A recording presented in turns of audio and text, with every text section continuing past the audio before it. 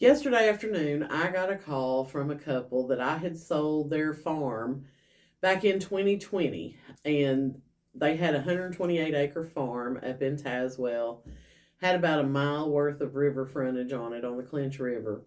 And they were just the sweetest couple in the whole world. And at the time that we listed their property, I think we had it on the market probably a total of about 3 years before we actually sold it.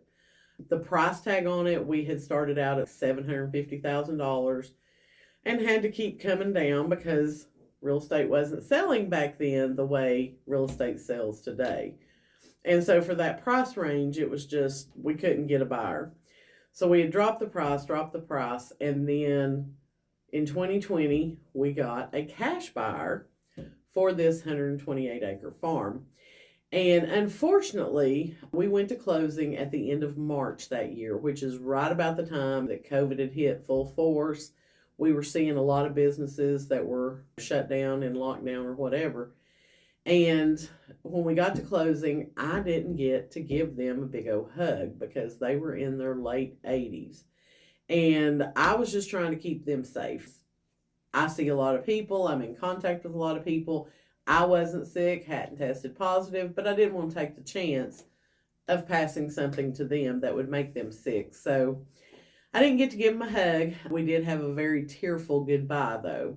And since that time, every year around Christmas, they will call me to wish me a Merry Christmas and a Happy New Year. And they are now 93 and 91 years old, still kicking it, still doing pretty good. I was telling them that my parents just had their 60th wedding anniversary on Christmas Eve, and they laughed and they said, "Oh, yeah, we hit 70 years.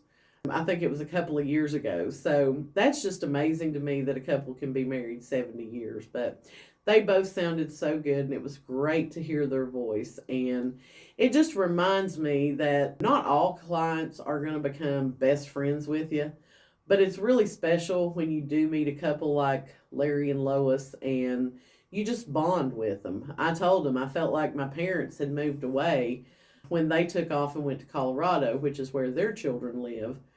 And just due to their age, they needed to move closer to family and stuff. So I really love that couple, and I hope they continue to have a prosperous time out in Colorado.